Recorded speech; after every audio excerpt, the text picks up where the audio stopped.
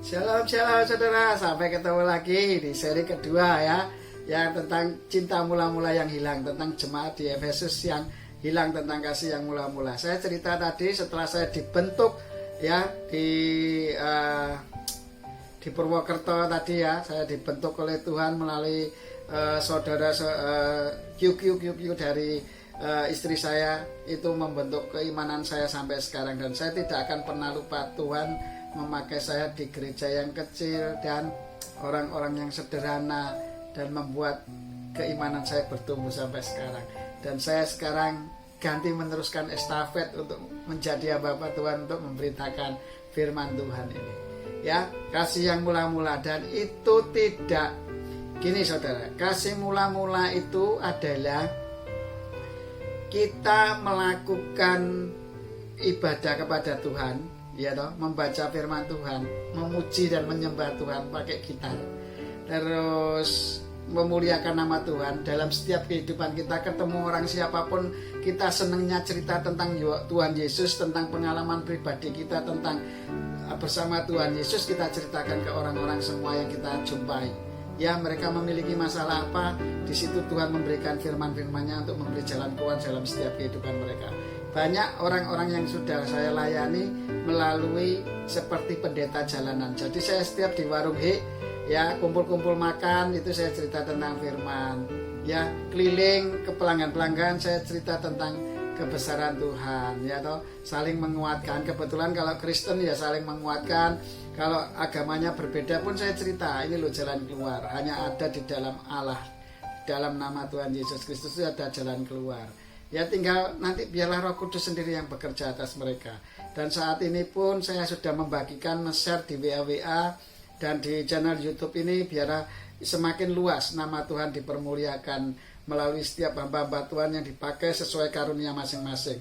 Dan saya baru menyadari bahwa karunia saya itu adalah memberitakan firman tentang pengajaran yang sederhana-sederhana seperti ini, yang saya alami baru saya ceritakan. Kalau saya belum mengalami tentang firman Tuhan itu, saya nggak mau cerita, karena saya belum mengalami, berarti saya bohong kalau cerita gitu loh. Jadi saya sudah mengalami firman Tuhan ini dalam kehidupan saya baru cerita.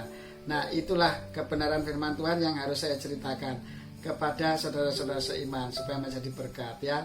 Cinta mula-mula itu yang saya timbul di Purwokerto itu begini, rumusnya, resepnya. Cinta mula-mula itu adalah pada saat kita datang, ya toh, itu sepertinya nggak ada apa-apa, ya toh, nggak ada apa-apa. Datang ke gereja kecil itu nggak ada apa-apa. Tetapi itu yang anehnya begini saudara, nggak bisa berhenti. Rindu aja, wes pokoknya sergap dulu, mau ada acara apa di gereja, doa apalah, doa pagi lah, doa malam lah, atau kebaktian sore lah, atau kebaktian tengah minggu lah, apa ada perkumpulan sel lah, saya terus datang. Nah, itulah cinta mula-mula. Tahu-tahu digerakkan, tidak bisa berhenti saudara. Itu namanya cinta mula-mula. Tetapi melakukannya itu bukan karena hawa nafsu, karena terpaksa, karena sukacita saudara. Wah, senengi ra ukur, pokoknya pulang dari gereja rasanya semangat kayak roh dibakar-bakar. Meskipun saya dulu masih nakal saudara, meskipun dikasih roh mula-mula, tapi saya masih melayani musik-musik dunia saudara. Ya, itu yang saya dulu salah juga. Makanya Tuhan terus semakin rubah, semakin cinta, akhirnya saya meninggalkan musik-musik duniawi ya. Saya nggak begitu suka ya, karena musik duniawi saya lihat kata-katanya dulu. Kalau kata-katanya galau, terus nggak bener lah, istilahnya sakit hati, benci sama orang, kau menyakiti aku dan sebagainya. Saya tinggal semua. Pokoknya yang penting memuliakan nama Tuhan. Nah, saya mau. Kalau kata-katanya itu membuat kita spirit kita, roh kita bangkit, semakin untuk bermanfaat bagi orang banyak. Pujian itu lagu-lagu ya, kayak Indonesia Raya, mamane gitu, Garuda Pancasila, itu kan untuk patriotik, untuk bangsa. Wah, itu bermanfaat, karena itu bermanfaat untuk bangsa gitu loh. Jadi kita mau gitu loh. Kalau yang galau-galau itu ya, itu makanya manusia itu hidupnya gitu, terbuai oleh kegalau-galauan. Itulah perangkap iblis, supaya kalian ditipu, masuk ke perangkat situ, galau-galau, depresi, stres, akhirnya sakit kehidupan saudara.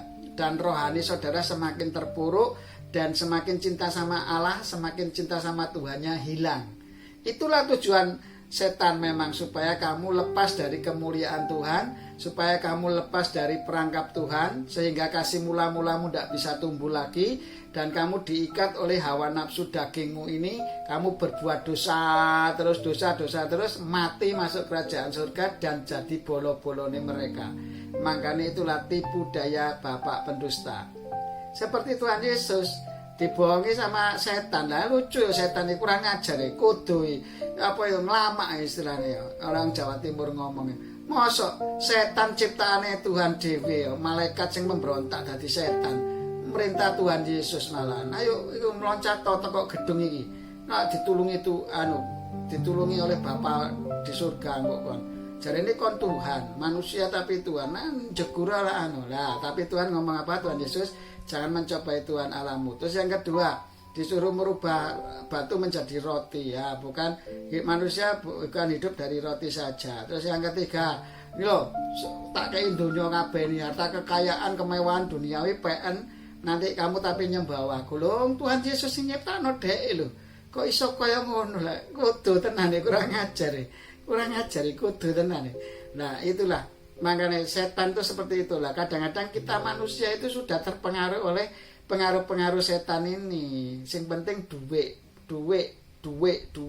mamon.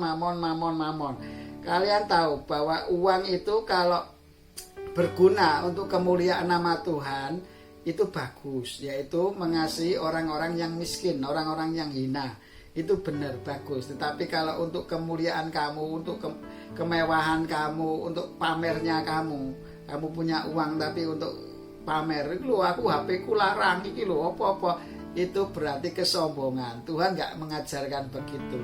Orang-orang yang di dalam Tuhan itu rendah hati ya, rendah hati, punya jiwa hamba, punya hati hamba, punya hati dan jiwa yang hamba, yaitu rendah hati ya, seperti Kristus. Dia itu raja dari segala raja loh, rela turun dari surga menjadi manusia, dikuplek-kuplek karo ciptaane, apa ora nganyelke ciptaane.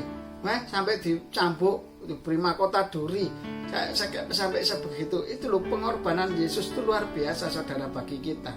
Masa dia sudah memberikan kasih mula-mulanya kepada kita seperti itu, sampai rela memberikan nyawanya, menebus dosa kita supaya kita lepas dari kutuk hukum Taurat, kutuk kemiskinan, kutuk sakit penyakit dan kutuk penderitaan di dalam setiap kehidupan kita. Loh, gitu tuh, masih kita kurang apa coba Tuhan sudah melakukan.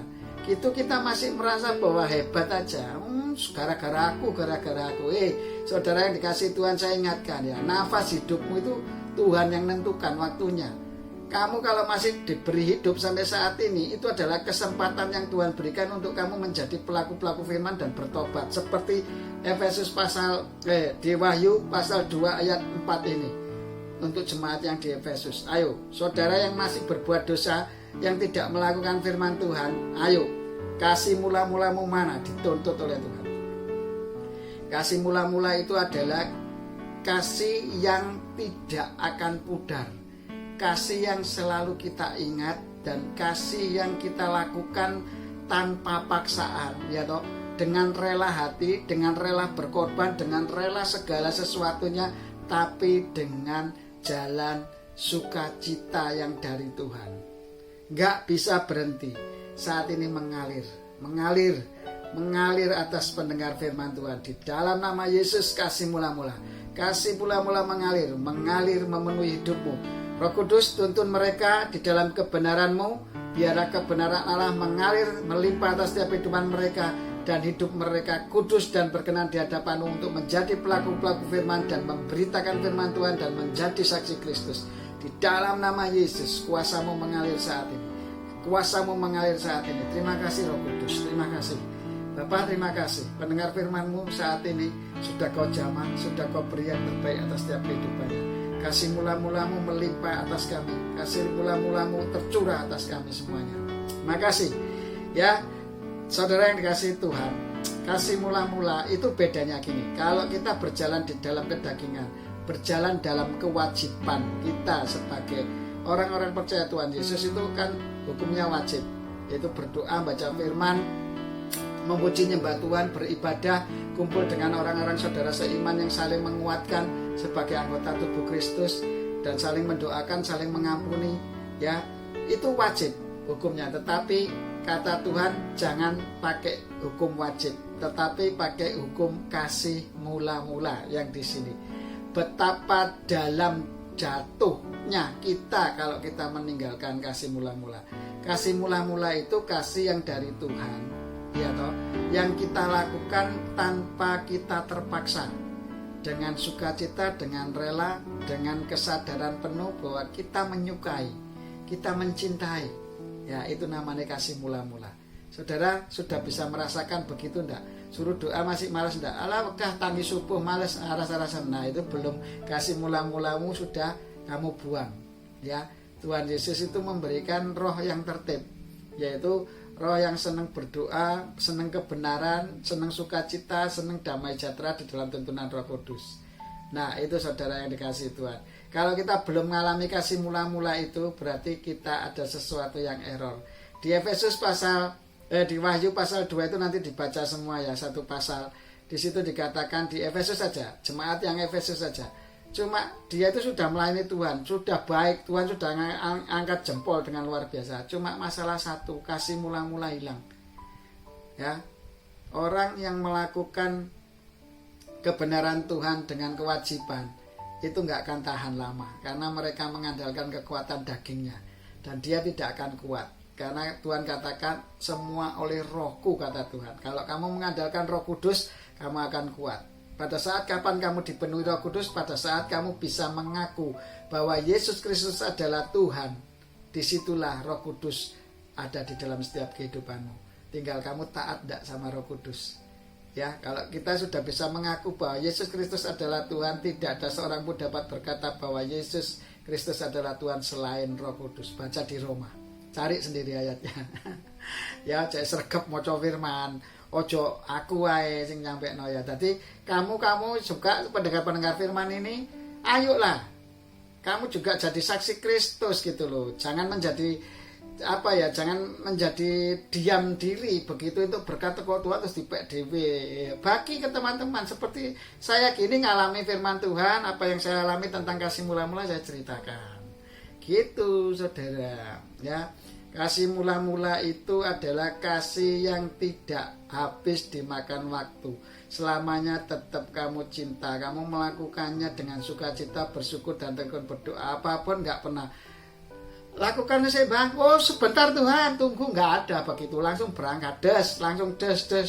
Kalau dari Tuhan pasti seperti itu. Doa terus tahu-tahu doa itu, aduh saudara, kalau ikut Tuhan nggak pernah berhenti. Saya kalau muji nyembah Tuhan tuh nggak kerosong ngicing gitu, bisa 2 jam 3 jam tuh saudara. Kalau mau bukti mau tak rekam di sini semua, nanti saudara bisa ngewer saudara.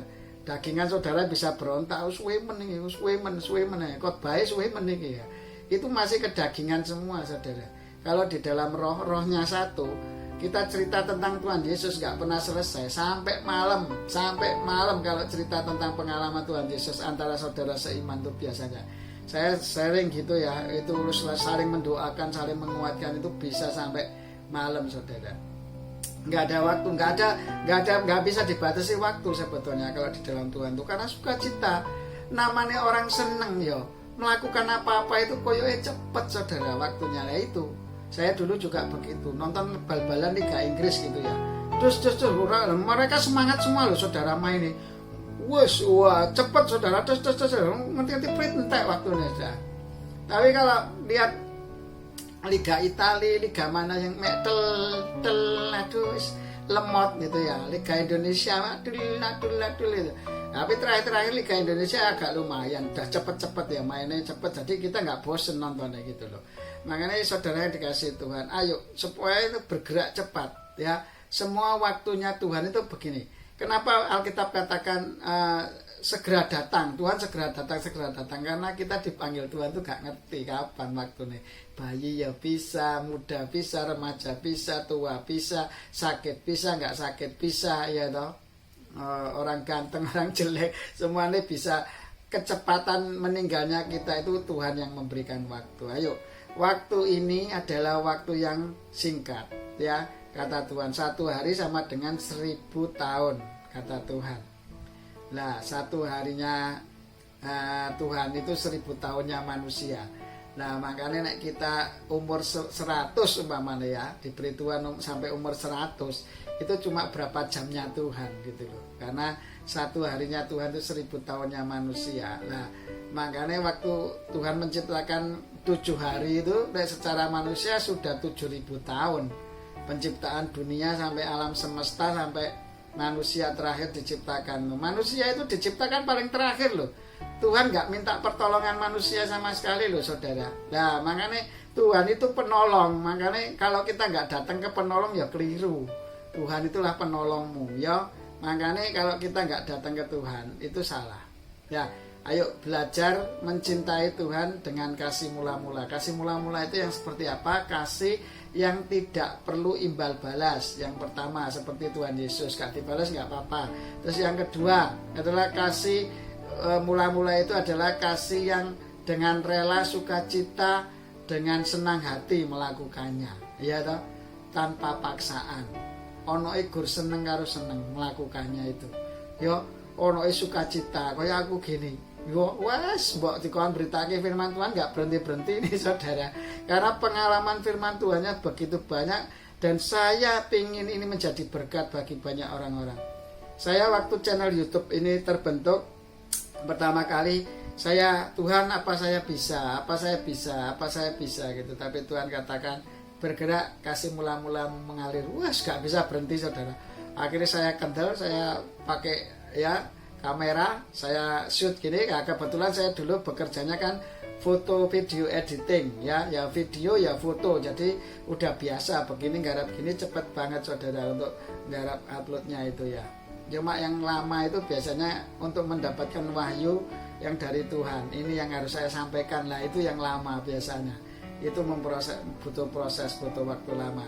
Lah kenapa kok ini tiap hari pasti saya upload di YouTube minimal satu firman Tuhan, yaitu 20 menit yang menjadi berkat bagi kita semua. Kenapa seperti itu? Karena Tuhan katakan renungkanlah firman-Ku siang dan malam dan bertindaklah hati-hati sesuai yang Kufirmankan. Dengan sukacita kita merenungkan firman itu siang dan malam setiap hari.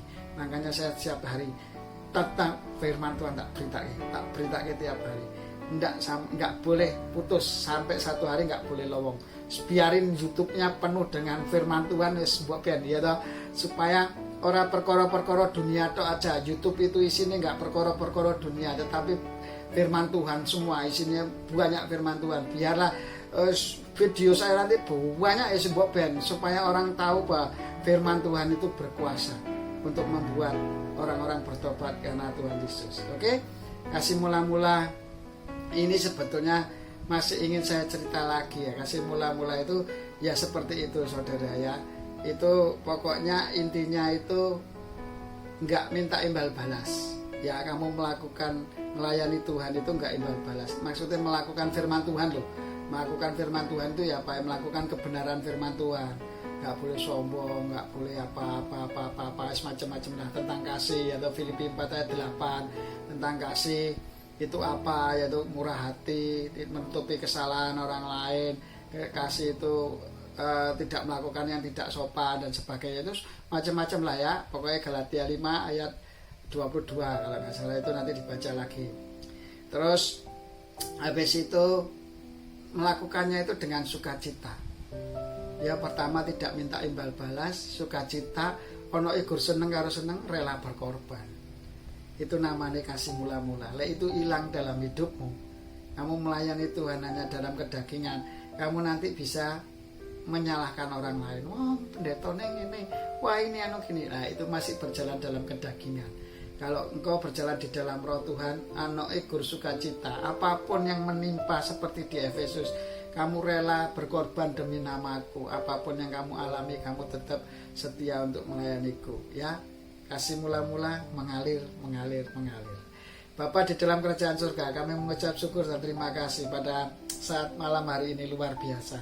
Saya sangat bersyukur karena firman-Mu yang luar biasa Dan saat ini kami yakin pendengar-pendengar firman-Mu yang sudah Engkau kirim, dan kami tahu jemaat-Mu ini semakin banyak, jemaat-Mu di channel YouTube ini makin banyak, Kau kirim, dan mereka mendengarkan firman ini, dan mereka akan mengalami pembaruan dalam hidupnya, mereka mengalami perubahan di dalam pekerjaannya, mereka mengalami pembaruan di dalam segala penyakitnya sudah disembuhkan, dan di dalam setiap pekerjaannya mereka diberkati, dan mereka menjadi berkat bagi banyak bangsa. Dan kami yakin mereka adalah orang-orang yang sudah Engkau pilih, yang Kau kirim untuk mendengar firman-Mu, untuk membagikan nge-share firman ini juga, dan mereka akan juga menjadi saksi dan kumpul dengan share dengan channel kami Tuhan. Dan kami yakin, dan kita akan semakin dikuatkan, saling berkunjung saudara dengan seiman yang lain, saling bertemu dan saling menguatkan sebagai anggota tubuh Kristus untuk kemuliaan nama-Mu.